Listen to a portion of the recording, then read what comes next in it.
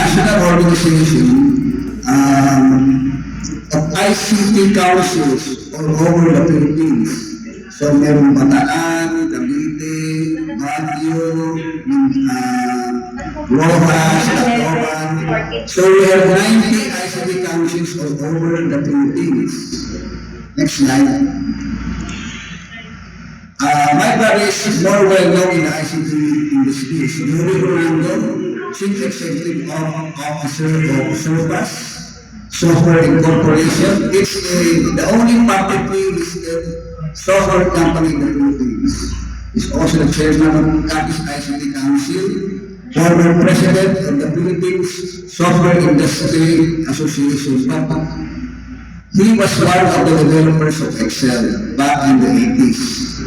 And we have become, at the time in the United States, we are consultants of Microsoft. And when Microsoft came here, Microsoft Great Plains, he was one of the directors. Next slide.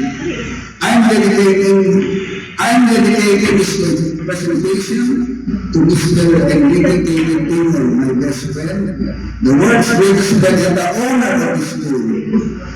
Ang dami ng tinulungan sa akin yan. I think I have two things who are not well off, who graduated in this school, and then one is an AutoCAD operator, and the other one is now in Switzerland, married somebody, a foreigner, so can come from this school.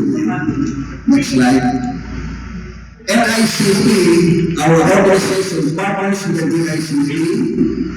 The ICT is Department of Information and Communications Technology for the development of the countryside in digital transformation as mandated by the President. Ano ba yung digital transformation?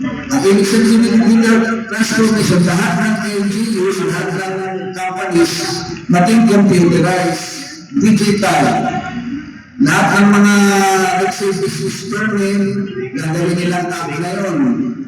It's like the e-government app has been launched, the ICT is headed by Secretary Ivan Ruiz, is there with me. And of course, President Marcos Bernard and ICT President Dr. Debbie Joy Abueg during the launching niya ng e-government app. Next slide.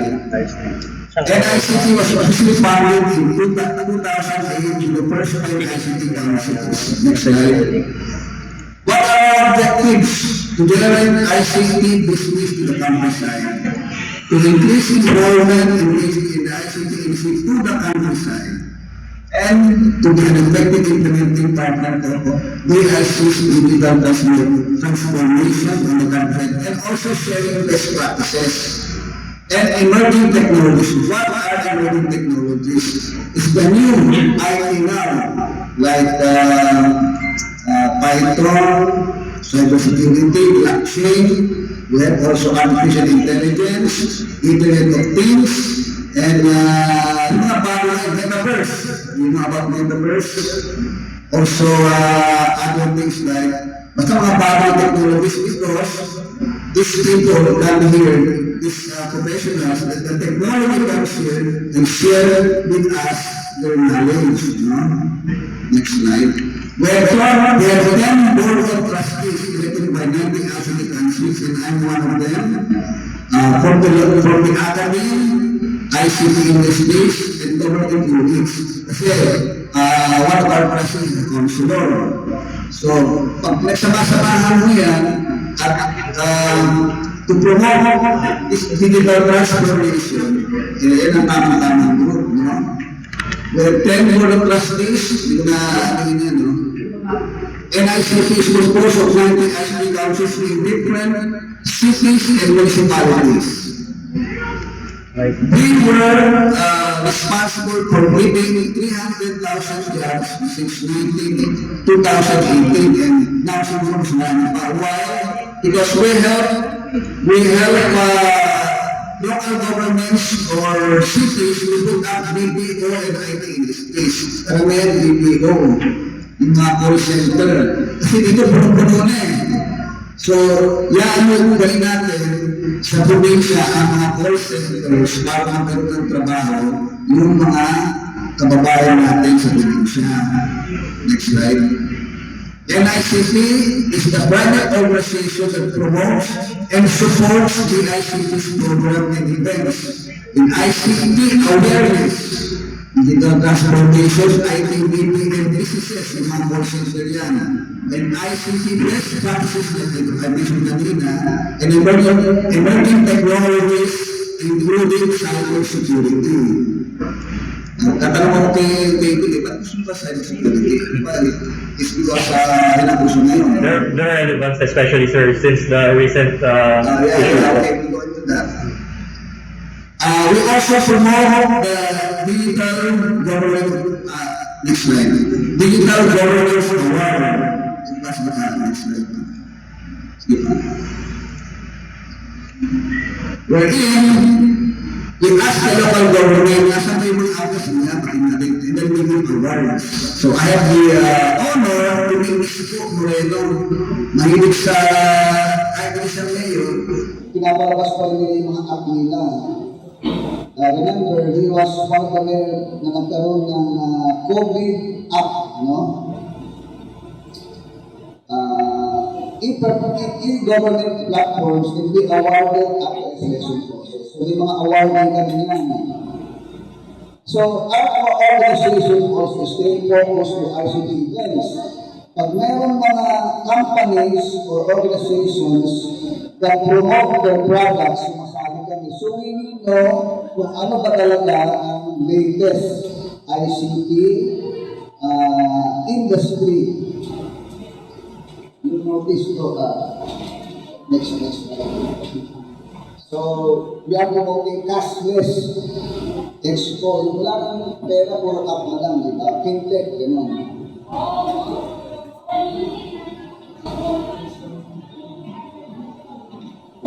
So, we collaborate with telcos and providers for better internet connectivity. Actually, we also try to give.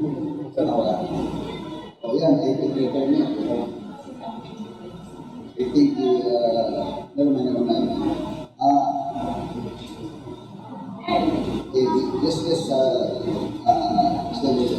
We also partner with a company called King Pacific, yung kalaban ng,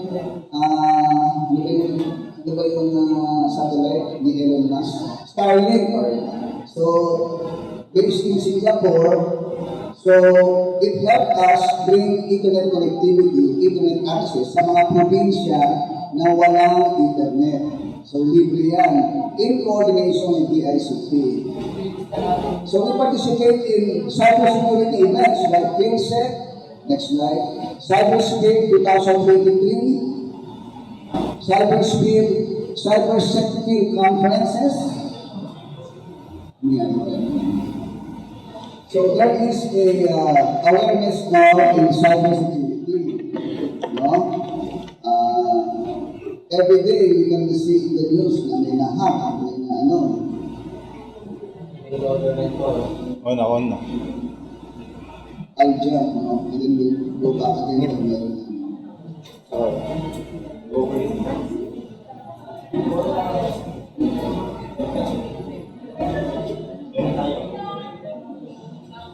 Okay, let's go.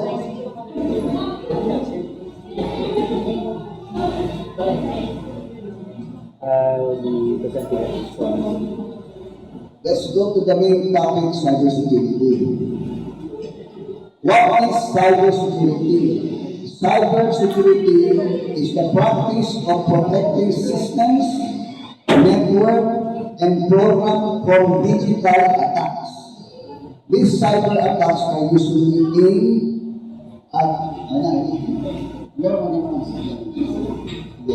so we collaborate then.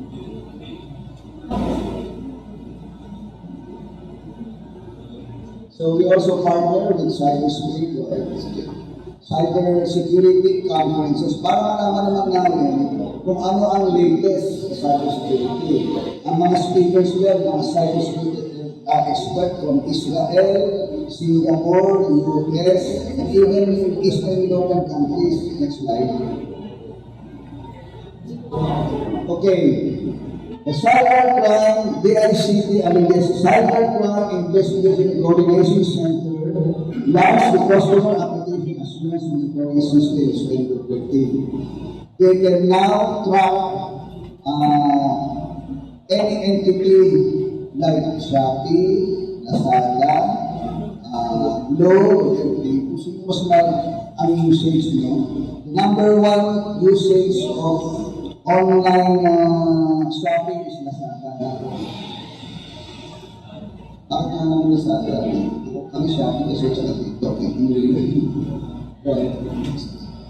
So, we also collaborate with and partner with Yahweh, and they have this, what we call, Yahweh ICT Academy. They provide training and, next slide, in Yahweh Philippines to set up on schools and universities for the free ICT courses and internship program. And I am discussing with them that St. John will be partner with Yahweh, so meron silang free training. In cloud technology, different kinds of ICT learning. Next slide. What the university is prepared for, we have to prepare this para maging school yung sponsor learning sa inyo. Next slide. NICT will give ICT's qualification into So I'm also speaking at different NGOs as the councils with ICT in San Fernando. Next slide. San Fernando, next slide. Okay. CINICT can assist you in cybercrime reporting. Pag kayo na kung ang Facebook ninyo may identity at may marigogo, we can help you. Cybercrime Investigation and Coordination Center is the agency that helps retrieve your social media accounts. Kasi may nag-hack yan, tapos ang gagawin nila, they take over your account and ask money to your friends, thinking that your friends will be Ang dami ng case na nangyari naman. Hinap ang Facebook account, hindi alam ng may-ari, then suddenly, yung hack sa kanya, humingi ng pera sa mga kamag-anak niya. Oy, parang dugo-dugo. Oy, padala ka naman ng pera sa akin, nasa hospital ko, things like that, no? So, CICT, this agency can retrieve your account. Ang office nila sa Passion University. This is the hotline na pang-happy man nyo. PNP Anti-Cybercrime Group in Camp Rally will handle direct cases. Let's say, sa Facebook nyo, ginagmula sa ito. Remember, kahit totoo ang chismis, bawal pa rin i-post publicly. Criminal yan. Pag sinabi ko, parang kahit totoo, bawal pa rin. Mas lalong bawal ang hindi totoo. So that is cyber libel. NBI Cybercrime Division, pang mga malaking scam na yan. Yung mga online scam na o mag-invest kayo, and then makita 100% or what. Private security companies, if you're a company, you don't trust the government, you have a private security, cybersecurity company that will eradicate your viruses and malware everything. Private yan, kaya nabakararan ninyo. Next slide. Okay, we come to the main topic, cybersecurity. Next slide.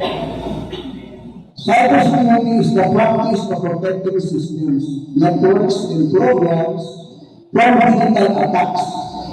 These cyber attacks are usually aimed at accessing, changing, or destroying sensitive information, extorting money from users para ransomware, or interrupting normal business processes. It can be individual company organization or big companies na, implementing effective cybersecurity measures is particularly challenging because there are more devices than people and attackers are becoming more innovative. So bakit pa yung nag-attack yung mga programmer nila we call them hackers or social engineers.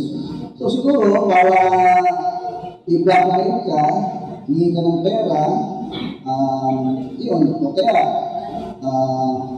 all sorts of scams, no? Next slide. Kailangan magkaroon tayo ng cyber hygiene. Parang may hygiene tayo, yung cleanliness hygiene. Cyber security hygiene is set of continuous repeated practices that organizations can implement to keep sensitive data and assets secure from unauthorized individual and malicious actions. Similar to personal hygiene, cyber hygiene includes daily, monthly, quarterly, and daily update and maintenance activities intended to protect the health and security of the organization system. Ibig sabihin niya, may computer ka, kailangan you have to make sure na ang data mo hindi ma-hack o hindi is not vulnerable. No? So, I'll explain later kung paano yan. What is cybersecurity hygiene important? The threat of cyber attacks is greater than ever. The frequency of cyber attacks in 2022 has increased by almost 3 million. Kasi kumikita yung gumagawa ngayon Companies building a robust cybersecurity strategy are including regular cyber hygiene and their plan to reduce the likelihood of becoming a victim. Practicing proper hygiene can uncover potential vulnerabilities, increase defenses, and improve the organization's overall security posture. Ibig sabihin, huwag na hintayin na atakin kayo. Kailangan, kailangan hindi kayo ng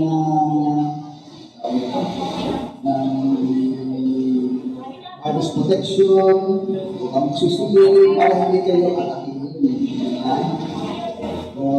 All the ways to do so you won't be attacked. Common cyber security hygiene problems, loss of misplaced data, application or database performance issues. Ibig sabihin, may problema ang software ang app ninyo dyan. Outdated software. Pumunta ko sa NAIA dahil nakitulog isa na ginagamit nila Windows 7 pa. Paano ka magiging protected dyan Windows 7? Diba pag Windows 7 na, yung mga hindi na na-update yung kanilang mga information security systems and also mga poor controls and guidelines allow data access and sharing. Yung data access nila, iba-iba, burara. Issues with maintaining compliance, particularly in the case of fintech security. Hindi kayo nagko-comply sa mga maintenance system ng network ninyo. If you become a network administrator, there are rules or procedures on how you maintain cyber hygiene. Pagka kayo, di ba mga IT students, di ba, mga IT students? Yes, sir. Okay. Maraming karir sa ICT, sa IT. Hindi lang programmer. Hindi cyber security, blockchain, programmer, things. Kaya lang, pag hindi ka rin pumasa sa programming in those things, call center agent na lang. Benefits of cybersecurity hygiene, vulnerability detection and remediation. Ibig sabihin, madali niyo mahuli ang mga attacks. Stronger security posture. Ibig sabihin, you are well protected dahil na effective yung cyber security hygiene ninyo. Lower cost, particularly in the case of unavoidable risks. Isipin nyo naman, sa isang kumpanya, mawala ang pera ng lahat. Mawala ang data ng lahat, na-erase. Ano sweldo nila? Ano yung mga benefits nila?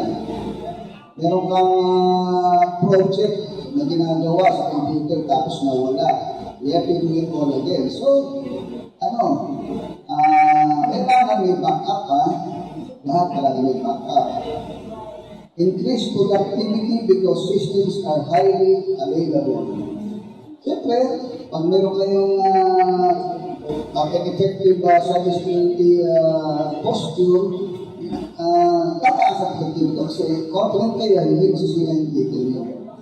Additional time to focus on higher priorities. So, pag hindi ka na nag-worry sa attacking yung system, you can divulge in other areas of your company for higher priorities. Next slide. Types of cybersecurity threat. Ayan. Phishing. Phishing is the practice of sending fraudulent mails that resemble emails from reputable sources. The aim is to steal sensitive data like credit card numbers and high information. It's the most common type of cyber attack and can help protect yourself through education of technologies that filters malicious emails. So, ibig sabihin niya sa email, pag di mo kilala, pinapuksan. Ang may mga, lalo na yung may mga link, lalo na yung sabihin nila na, malaking kita rin dito. Pag inopen mo pala, may virus pala. Social engineering. Social engineering is a tactic that adversaries use to trick you into revealing sensitive information that social engineering is happening. They can solicit a monetary payment or give access to your confidential data.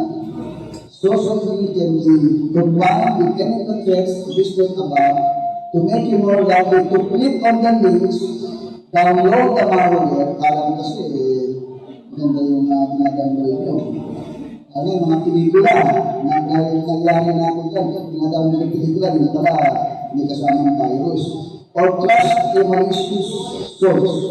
Hindi mo dapat pagkakatiwalaan, hindi nyo alam. It should be in a reputable website. No? For example, Epson, o kaya yung Google, dapat, o kaya yung mga companies, dapat sa reputable website nila. Not really, you can download, like, for example, software from hindi yung company nila. Ransomware, yan ang pinaka-uso ngayon, is a type of malicious software.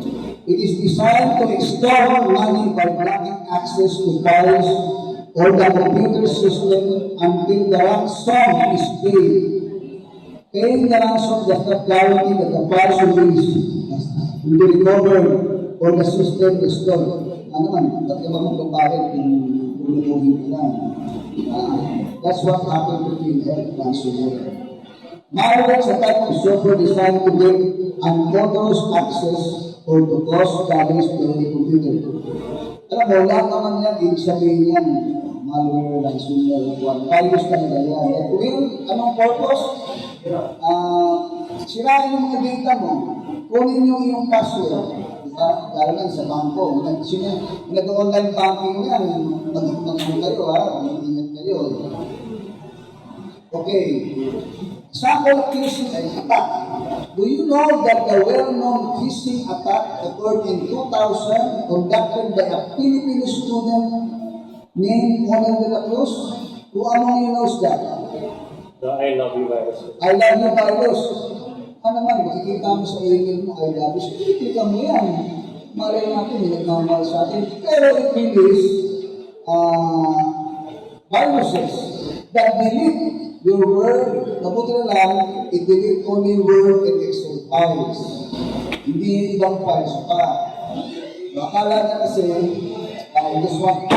And back in that year, I was with Microsoft database. Yung engineer namin, yung nakikita yung code, so code with not more than 20 lines. GBA tools. It's Visual Basic Code. You know? It was written in Visual Basic Code. Yeah. So, sumikat siya.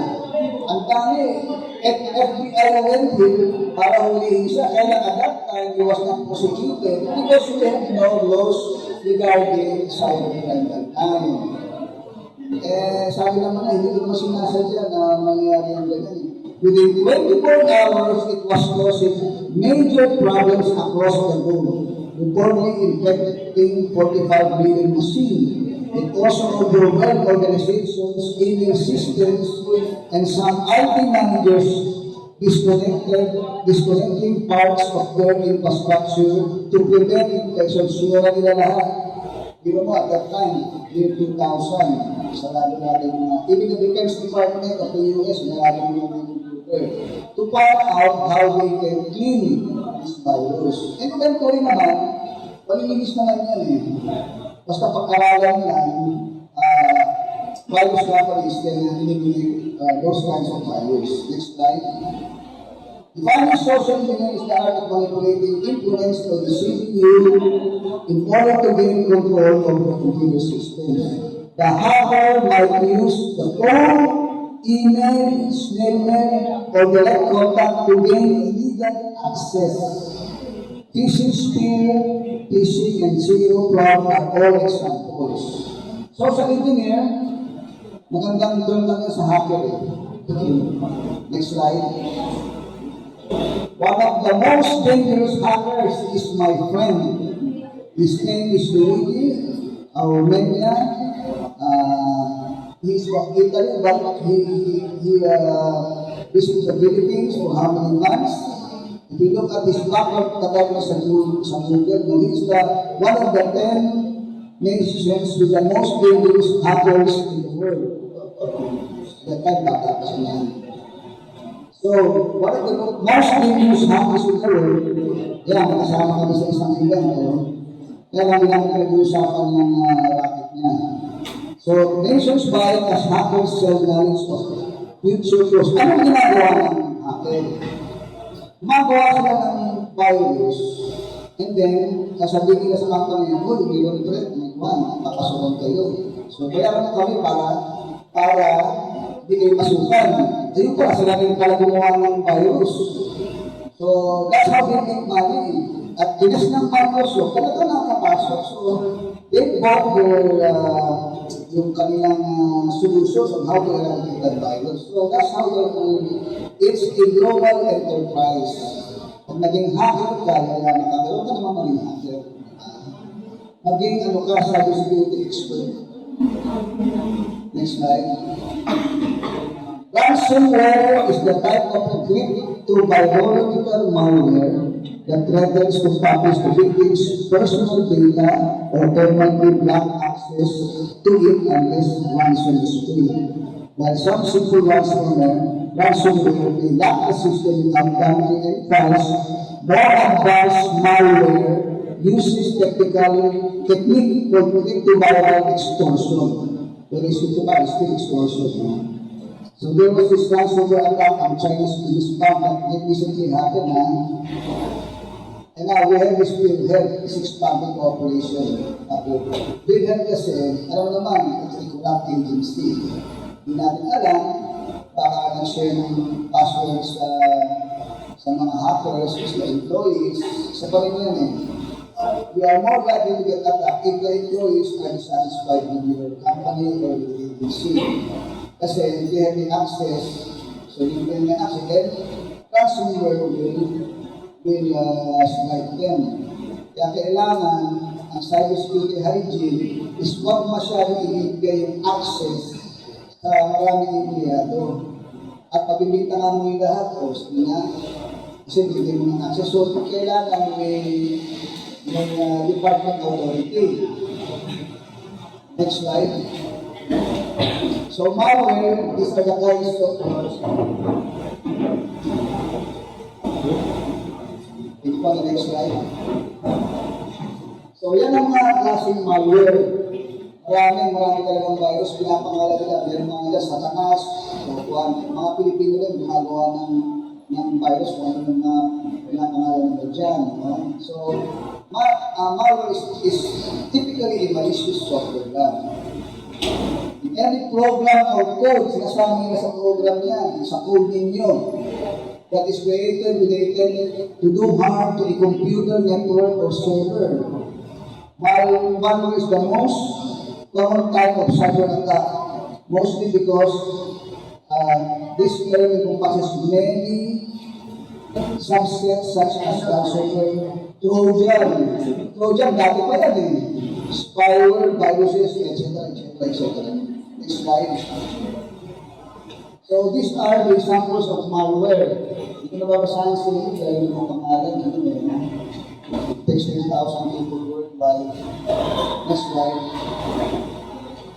Okay, now in government, we have the DICT Cybersecurity Bureau.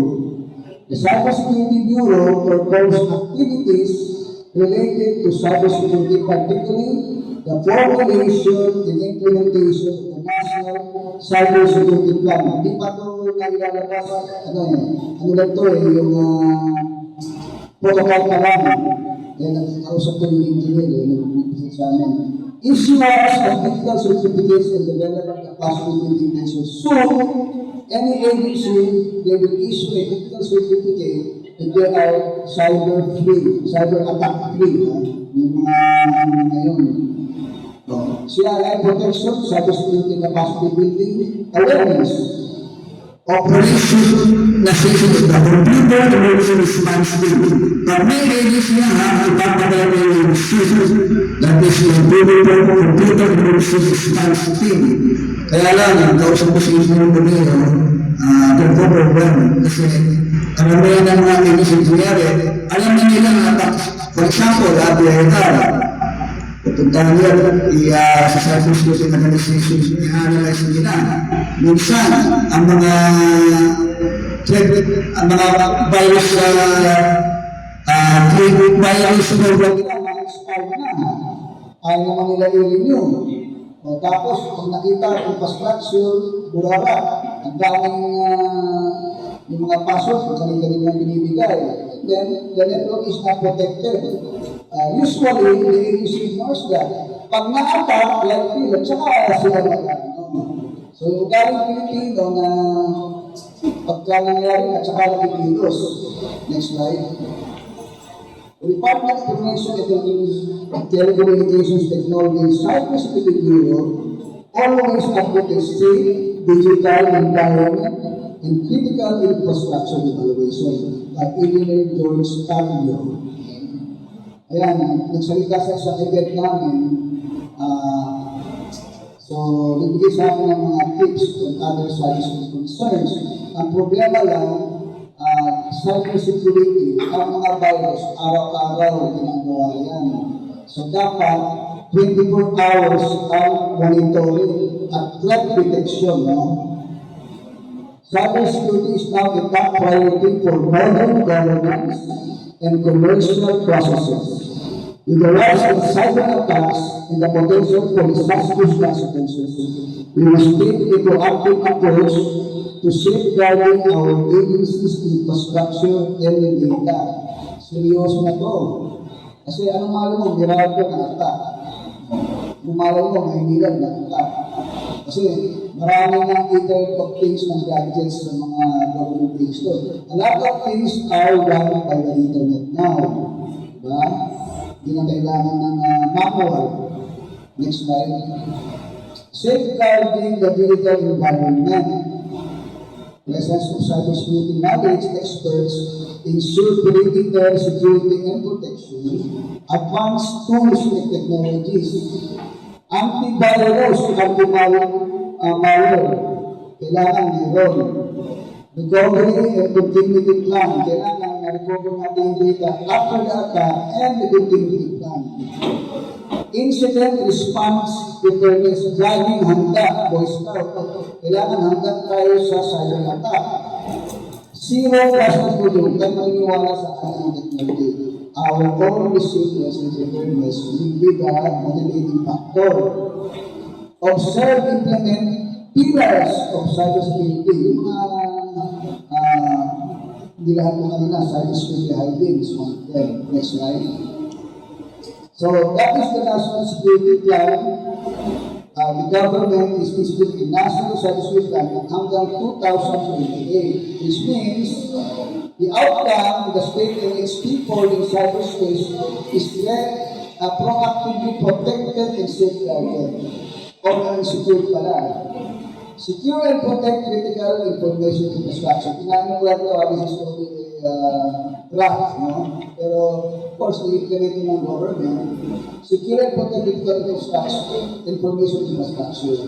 Use of risk-based approach to the identification of critical information infrastructure. Monitor compliance of critical infrastructure to cybersecurity risk reduction regulations.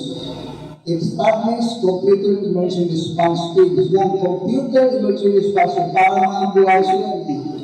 Pag may attack ng ibang agencies, kahit na sa Mindanao, pupunta sila, ASAP, para makita nila ang threat, eradicate the threat, and teach these people in government how to prevent the same attacks again.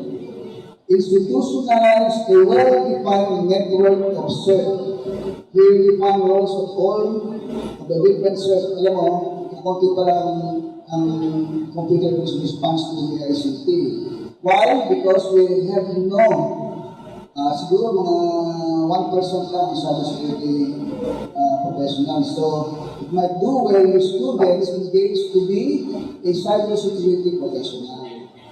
Maghanap ka naman kayo ng software, ng virus. You have to understand how to mitigate the threats. Hindi na kayo magpo-program, ha? Don't you know that each bank should have a cybersecurity professional? Each agency. So, kulang pa tayo, 10,000 lang ang kailangan immediately. Mabuti na lang, hindi tayo masyadong ina, pero if those hackers become, lalo na yung sa Philip, binayaran yan. Nagbayad ng pila ng ransom yan. Kasi maraming kumita eh. So we must prevent that by dagdagan ng professionals. Kulang professionals natin ngayon. We have only one university that offers BS cybersecurity, that's in Holy Angel in San Fernando. So, pag hindi wala pa tayong university dito, magaganda kayo muna ng mga forums and short courses in cybersecurity. And we will help the country. Ano kaya naman natin kung central bank i-attack? Institution na, next slide pala, next slide. And well-defined network of social. Okay, cybersecurity incident response model. Okay, gagawin ng CERT. First, we have to identify, pagkari, ambulance sila, pumunta doon. Identify the threat, enumerate, scoping, and assessment of affected assets, determine what type of attack occurred. Kailangan alam mo kung anong klaseng attack. Identification involves the word. Kailangan alam mo lahat ng klaseng virus, malware, ransomware. Contain isolation and quarantine of the affected assets to prevent worsening and further spread the cyber attack. Application of possible methods to mitigate the incident. Kailangan alam mo paano mawala ang virus, ang threat. Analyze with deep understanding of the severity and impact of the cyber attack. Formulate countermeasures to prevent the occurrence of the same thing. So, kung na-solve mo na yung attack na yan, kailangan yan ang brain mo kung paano Noong mamaragay ko ang dapat nakalipon lahat ang ginagawa mo. Eradicate, removal of the source of the incident such as malware and malicious tools. So, yung virus removal, malware removal, para gawin yan. Tuturuin ka naman ng DICT paano. Let's say you want to build a cyber security expert, dadalik ka sa DICT para turuan ka. If you really want, may mga courses sila para dyan, no? So recover, restoration of organizational asset and system is please and please. Dapat palagi naka-backup ang data nyo.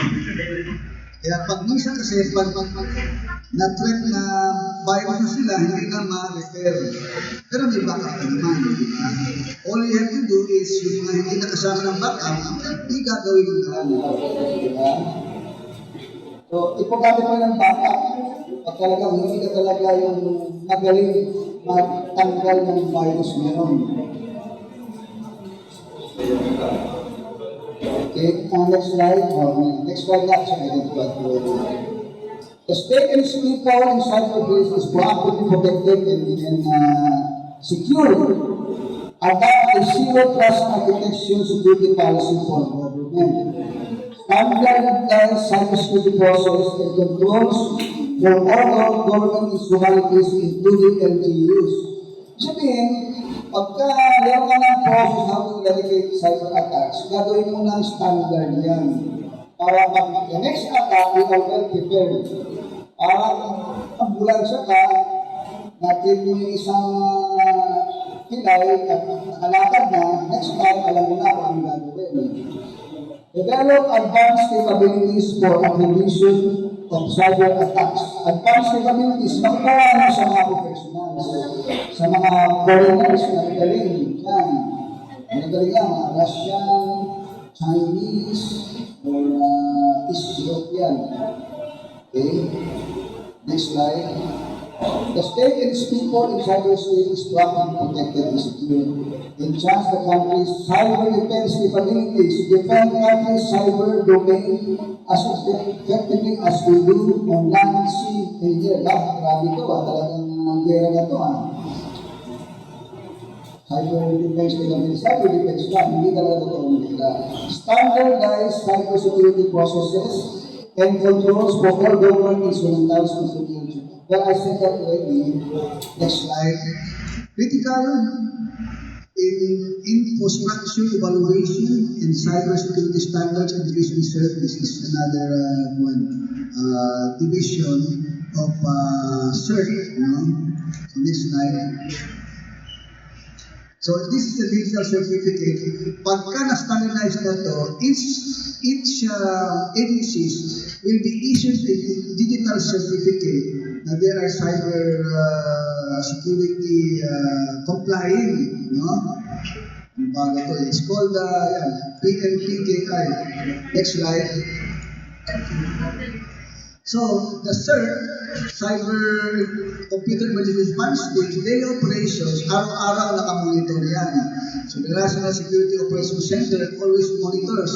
The Incident Response Management, yung nagpapadala ng professionals sa mga agencies.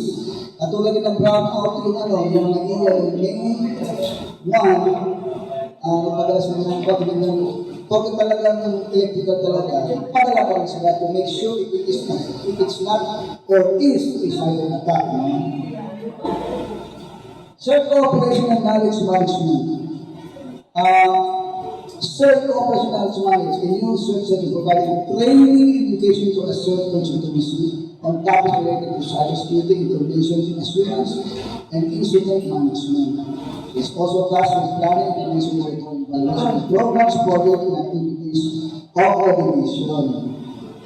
So, tandaan nyo, napaka-importante yan.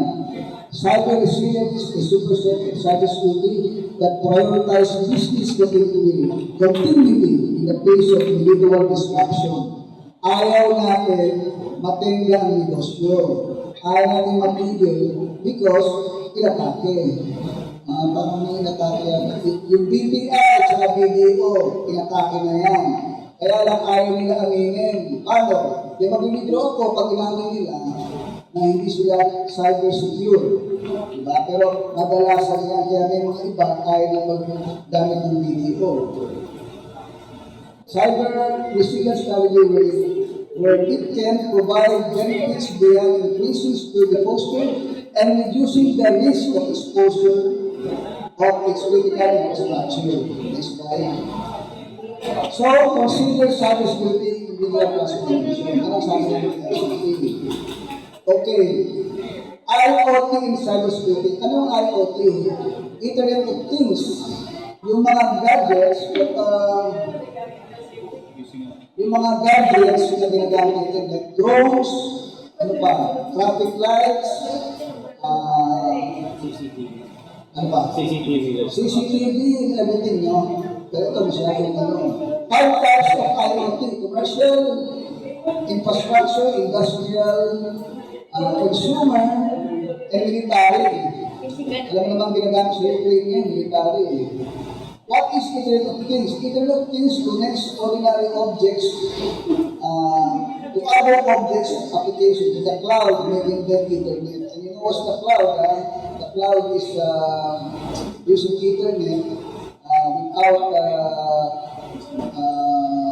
hindi nakakonect sa network. It's wireless.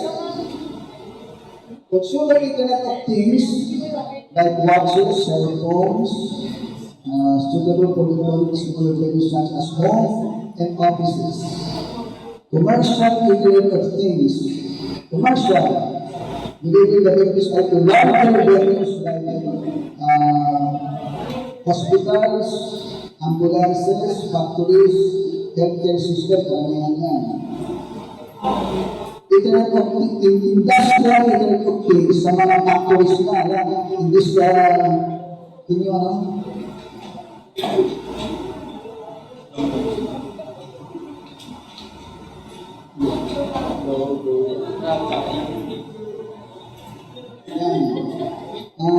We notice farm, ginagamit ng internet, weather, also yung pagtubig niyan, at lahat kasi para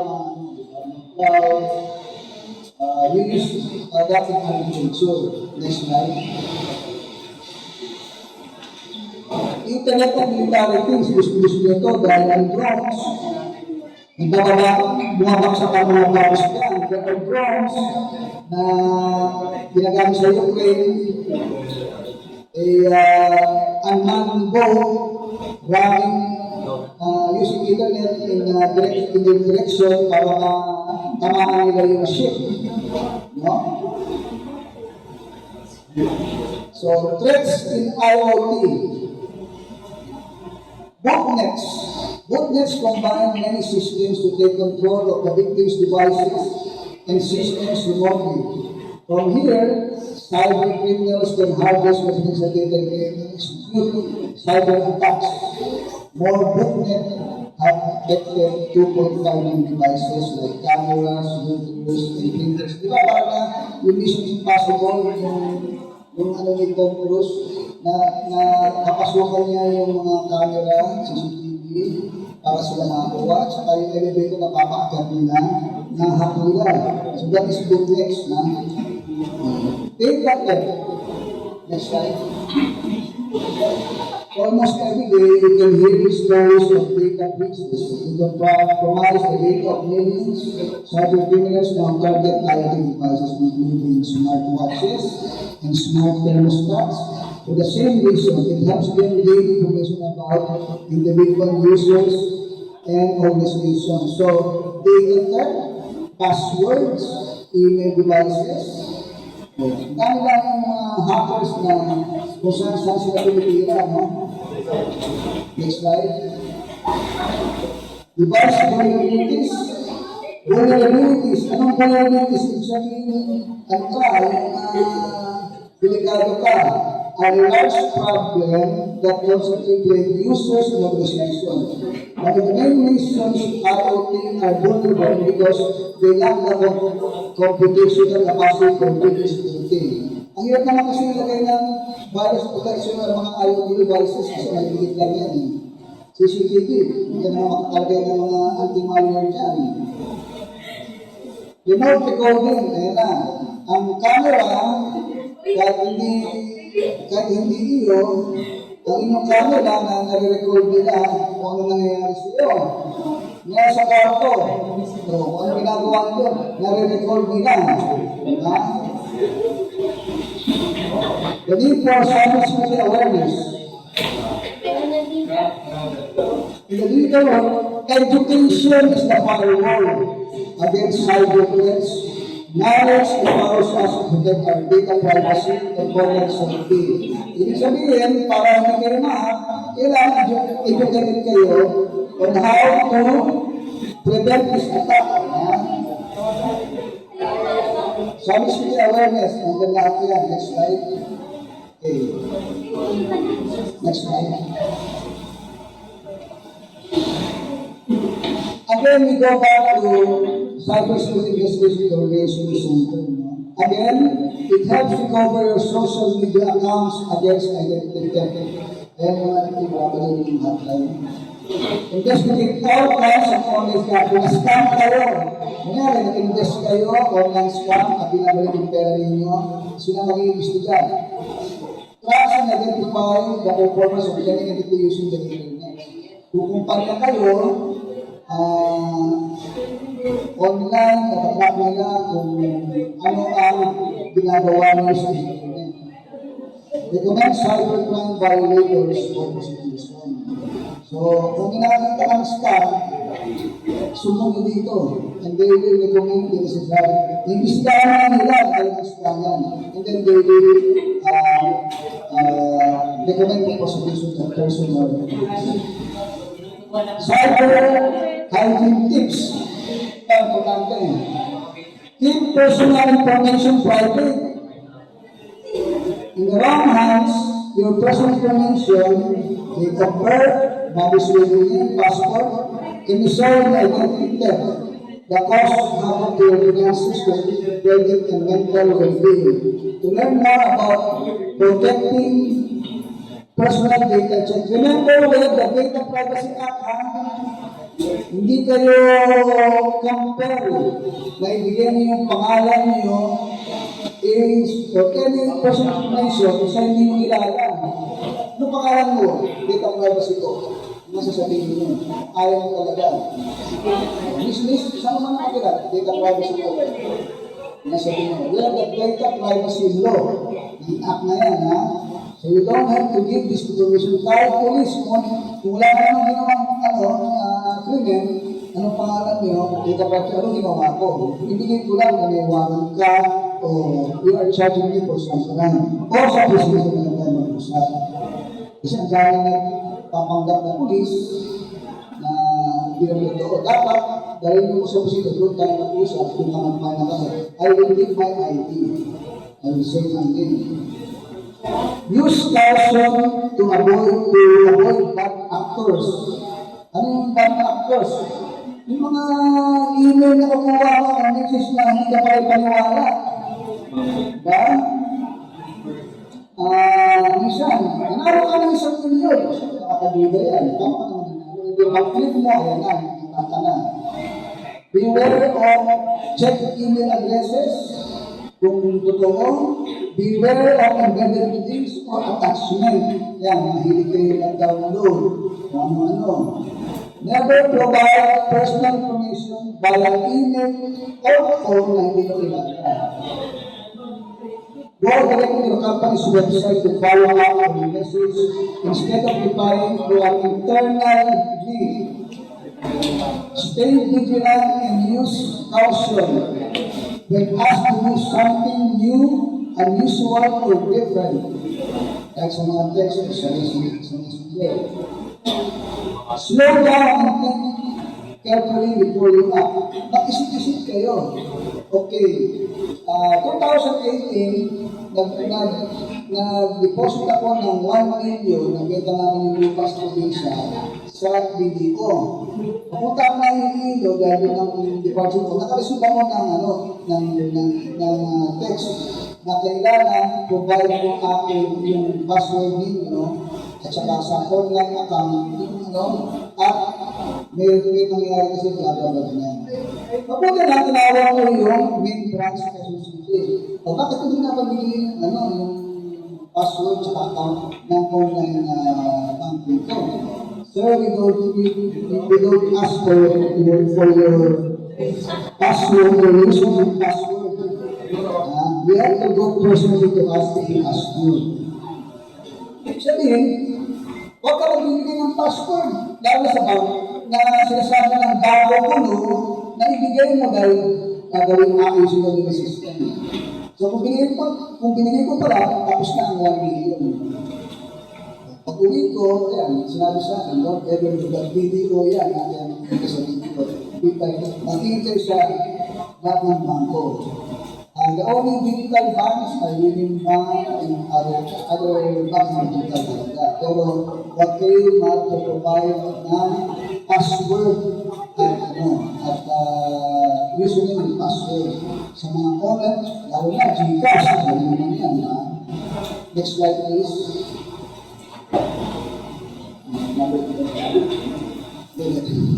Number 3. Update software regularly. Yan iba dyan. Bilay natin yung software dahil yung Windows 8 lang pala. Kasi, ang present Windows ngayon, para wala nang David, wala nang virus protector, online na talaga. Built-in na, Built-in to Windows. Windows Defender na po. Yeah, pero it's still very hindi na kailangan. And then, pag palagi na update mo, kasi minsan naka-off yung update di ba? Always on your update, so they can update. Kasi every time there is a attack, titignan nila yung code ng virus defender, they clean it. They make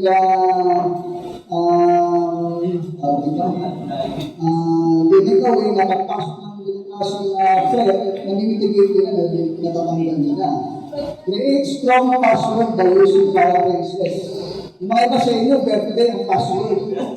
Kaya ano na yan alam mo nila yan yung mga hackers So, iba, maglagay kayo ng mga special characters sa password ninyo. That way, di ba parang meron na password software na-generator na ganyan. Kung may special character na hirapan sila. Next slide. Use two-step verification or two-factor verification as much as possible. So you're protected. Be cautious of free Wi-Fi kasi exposure di ba? Free Wi-Fi.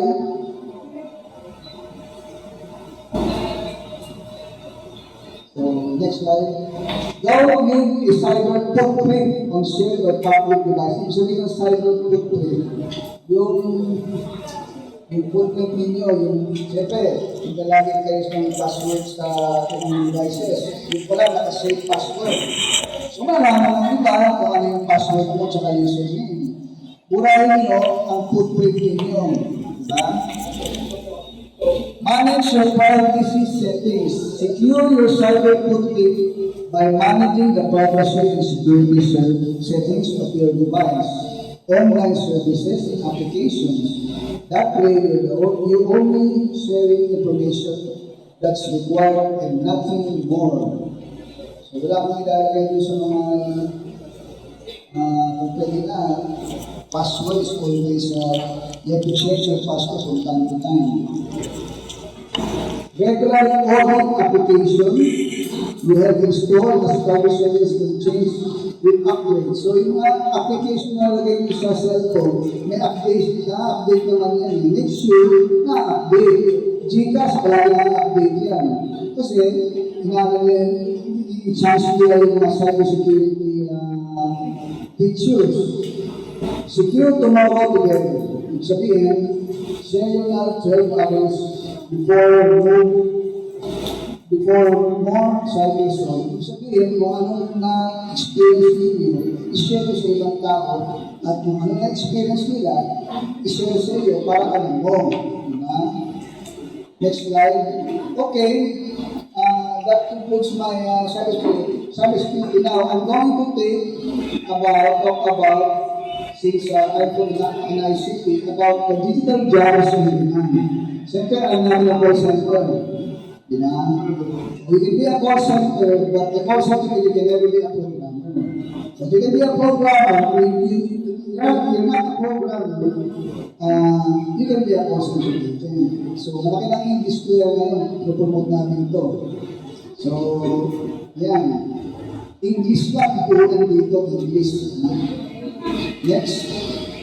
Virtual assistant. What is a virtual assistant? These are online secretaries using the internet that are work from home, kadalasan sa bahay. yung mga single parents na may anak, okay sa kanilang virtual assistant kasi ang boss nila sa Amerika, hindi, yung anak na yan dyan lang, okay lang. So, it's an industry growing, ha? Virtual, we call that freelancing industry. Sabihin, freelancing, ikaw na mag-stand, freelancing ka lang. But, you are like a person of agent, di ba? Providing administrative or customer support services. Next slide, software or app programmer. Ito ang nagsaralangan na pwede kayo tulungan dahil nandyan yung Philippine Software Association, nandyan yung mga company like Surpass, kaya dapat magaling.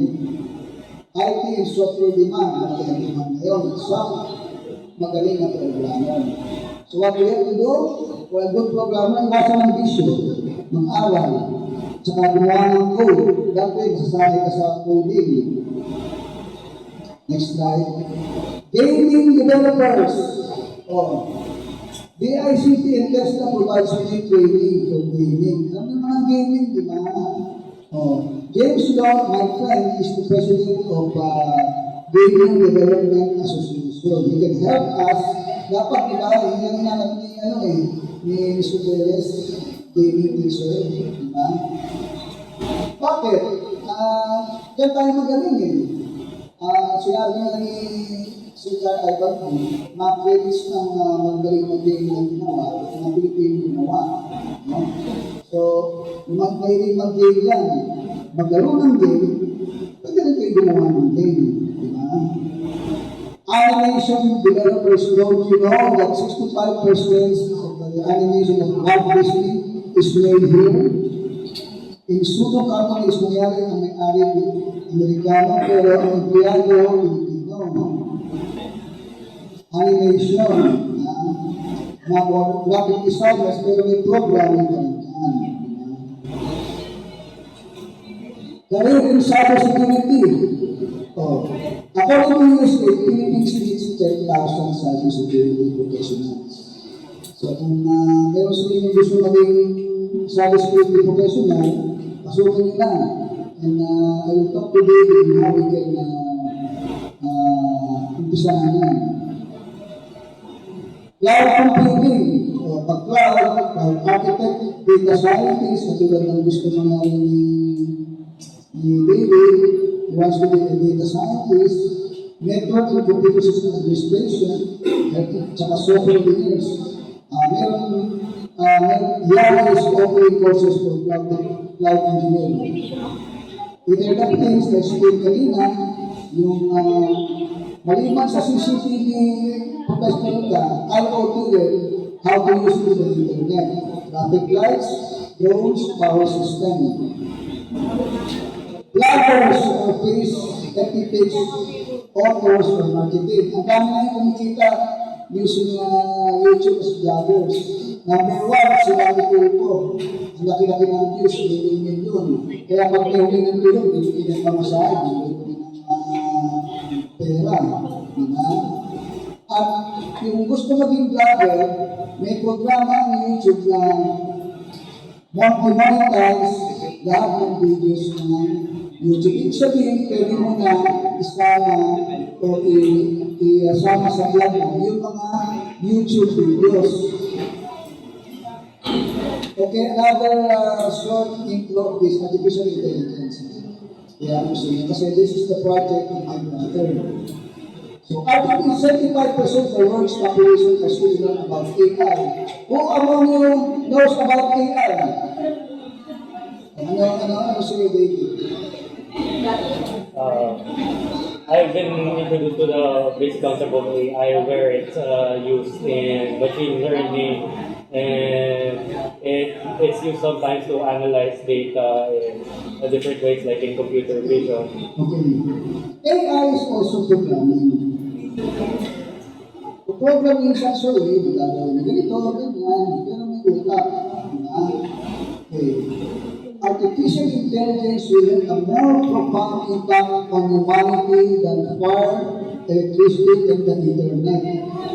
Make no mistake, in 5 years, we will greatly magbabago ang mundo. because of AI, including the Philippines. AI is like electricity, just as electricity can support every major industry a century ago. AI is supposed to be the same. Why? Imagine, AI performing customer service. Wala na yan mga call center agents. Walang desktop na lang, ang katawa, anong sumasagot. In fact, meron ng AI ang GMA7, ang AI newscaster. Meron ng ganyan, hindi ko lang include dito eh. AI performing medical diagnosis because everything is based on a device. Everybody will call, tsaka nakawag ko na lahat yung mga health abstract mo, malalaman ng AI kung ano ang dapat gawin ng gamot, kung gamot ang dapat, because the data is already embedded there. So let's say, the passion, yung nahagdag. So, alam ko na kung i-diagnose ko na. Alam ko na kung ito ba'y atakihin, hindi. Using AI.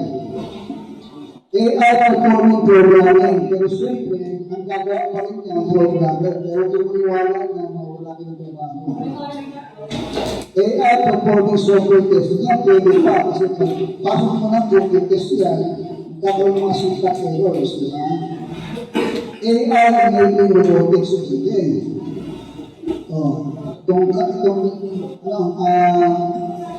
For this next slide. Dati, hindi robot mo ang ganda niya. Pero, makakapag-isip ng robot kung maluwag o masipit yung tornilyo.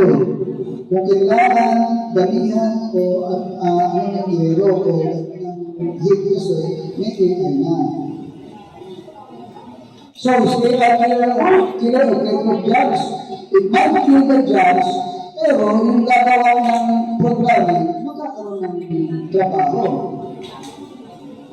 NLP and LLM will give the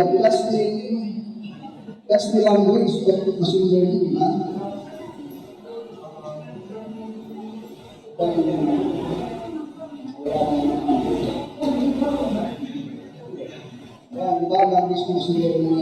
Natural language processing ko. Okay, next slide. Developing AI will kill all jobs. Imagine, ang company mo ang papatakbo AI, wala nang dapat gagawin. Everything is created, dapat sasabihin siya kung anong gagawin. Yung workflow din yun nandiyan. So, hindi na masyadong gagawin. Parang robot na rin na gagawa ng sabihin ng paano yan. Next slide. AI and robotics will create jobs. AI's impact on jobs by talent level. Tataas ang intelligence na gumagawa. Pero yung walang yung hindi programmer, wala ng trabaho. So AI will be the next killer of jobs, but the talent will get better. Tayo nga programmer, gagaling tayo because of AI. Kaya hindi mawala sa IT industry. So with that, thank you very much. Next slide. Thank you very much, and I hope you learn. You can email me in that email if you have any questions. But don't hesitate to ask questions. Any questions pa lang? Guys, any questions from the audience? I think it's mostly clear vote. And I'll share them the presentation. Ang pangalan dyan, ito ang pangalan mo, huwag kayo sa lalunan sa password yung using. So device, yan, nagpapayuran ka kanino.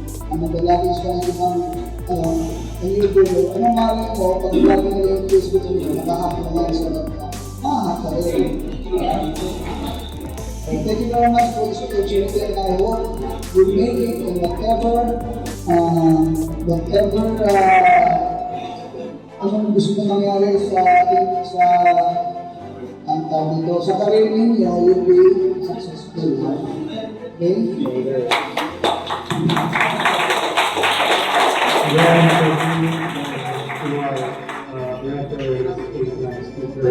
For attending our and hosting our for the seminar. If you got this, we will already give them some snacks for, and here are some videos also. And as a token of our appreciation, we'll be distributing some certificates. And firstly, of course, to our speaker. Here is our certificate of appreciation presented to Mr. Roy B. Durazo. Let me just read the contents. Alright, certificate of appreciation given this 11th day of November 2023 at St. John Bosco Talent Talk in New York City. I'm deeply honored because